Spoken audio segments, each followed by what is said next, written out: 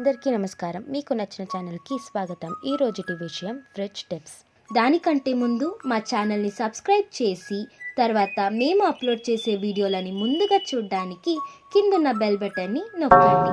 మీరు ఫ్రిడ్జ్లో పెట్టిన ఆ పదార్థాలు చెడిపోతాయి మరియు అవి మన ఆరోగ్యానికి మంచిది కాదు.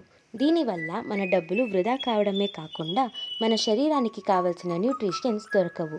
ఎప్పుడైనా మనకు కావాల్సినవి మాత్రమే కొనాలి. దీనివల్ల మన శరీరానికి కావాల్సిన న్యూట్రిషన్ లెవెల్ సరిగ్గా ఉంటుంది. మొదటిది టమాటాలు. టమాటాలను మనము మార్కెట్ నుంచి తెచ్చిన తక్షణం ఫ్రిడ్జ్లో పెట్టకూడదు. ఎందుకంటే టమాటాలు పెరగడానికి కావాల్సినది నీరు మరియు ఎండ.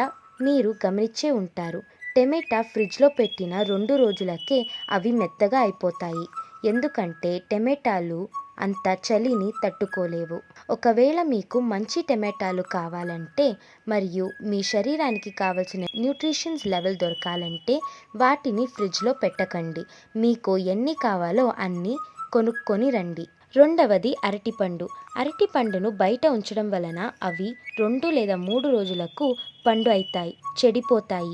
అరటిపండును ఫ్రిడ్జ్లో పెట్టకూడదు. ఎందుకంటే అరటిపండు నల్లగా మారడం వలన దాని చుట్టూ ఉండే పండ్లు కూడా తొందరగా పండు అయిపోతాయి. ఎందుకంటే అరటి పండుకు తొటిమ ఉంటుంది. ఆ తొటిమ నుండి థైరాన్ గ్యాస్ బయటకు వస్తుంది. ఆ గ్యాస్ వల్ల పండు అవుతాయి.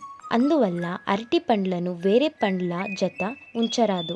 అరటిపండు తొటిమకు ప్లాస్టిక్ కవర్ను చుట్టి పెట్టడం వల్ల దాని పక్కనున్న పండ్లు తొందరగా పండు కావు. మూడవది యాపిల్ పండు, ఖరీదైన పండు. దీనిని మనం అందరం వాడుతాము. పాలిథిన్ కవర్లో పెట్టి కింద అరలో కూరగాయలను పెట్టే చోట పెట్టవలను. అలా చేస్తే అవి తొందరగా చెడవు. అలాగే విత్తనాలు ఉండే పండ్లను అంటే చెర్రీ లాంటి పండ్లను కూడా అలాగే కవర్లో ఉంచవలను. ఎందుకంటే పండ్లను ఎక్కువ చలిలో ఉంచడం వల్ల అవి తొందరగా పండుతాయి మరియు చెడిపోతాయి. నాలుగవది వాటర్మెలన్. సామాన్యంగా అందరూ కర్బూజా పండును ఫ్రిడ్జ్లో పెట్టి తప్పు చేస్తారు. కర్బూజా పండును చల్లగా తినాలనుకుంటే తినడానికి అర్ధగంట ముందు ఫ్రిడ్జ్లో పెట్టి తినాలి. ఎందుకంటే దీనిలో ఉండే యాంటీ ఆక్సిడెంట్ అంశము ఎక్కువగా ఉండి తొందరగా చెడిపోతాయి మరియు దాని న్యూట్రిషన్స్ చెడిపోతుంది. ఐదవది కెచప్ మరియు సోయా సాస్. కెచప్ మరియు సోయా సాస్ను ఫ్రిడ్జ్లో పెట్టనేకూడదు. ఎందుకంటే అవి బయట ఉండటం వల్ల అవి చాలా రోజుల వరకు రుచిగా ఉంటాయి మరియు ఫ్రెష్గా ఉంటాయి.